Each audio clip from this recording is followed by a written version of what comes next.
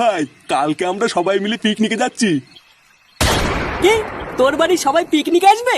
ভোদা এখানে কি নাটক শুধাচ্ছিস নাকি তুই? চোদনা, এটা আমাদের পার্সোনাল পিকনিক ছিল, তোর বাড়ির লোক কি করে জানলো? এ বাড়া, আমি তো ওটাই বুঝতে পারছি না কি করে জানলো। আমি তো শুধু রাস্তায় যাওয়ার সময় মদনকে বলেছিলাম, আর তো কাউকে বলিনি। ওরা বাপকে কে বললো ওটাই তো আমি বুঝতে পারছি না। বুঝলি পল্টু, আমার মনে হচ্ছে এই মদনই পুঙ্গাটা মেরেছে। হাট বড়া, পুরো পিকনিকটার গা মারা হয়ে গেল। পল্টুদা, এবার মাল খাবো কি করে? কত আশা ছিল পিকনিকের ভিতরে গলা পর্যন্ত মাল খেয়ে পড়ে থাকবো। ফুটোর বাপ মা থাকলে তো আর কিছুই হবে না। ও লেওড়া, তুই চাপ নিস না।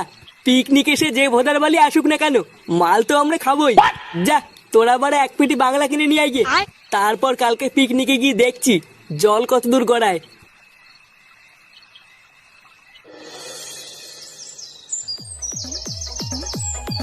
নে বাড়া, সব কমপ্লিট। লেওরা সব নামাতে নামাতে মাথাটা পুঙ্গা মারা হয়ে গেল। মাইক টাইক সব লাগানো হয়ে গেছে তো? হ্যাঁ গো পল্টুদা, মাইক নামিয়ে পুরো সেট করে দিয়েছি।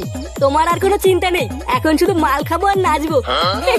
হ্যাঁ বাড়া, ভালো কথা। আমরা মাল কখন খাবো? হ্যাঁ আরে লেওরা, খাবো খাবো, দাঁড়া। আগে সব গুছি টুচি নেই, তারপরে এক কুনাই গিয়ে মেরে দেবো। আচ্ছা বাড়া, ঠিক আছে। এই নে তোদের জল। উফ, বালের পিকনিকে এসেও শান্তি নেই। নে এবার তোরা জাগার মারাবি মারা গিয়ে।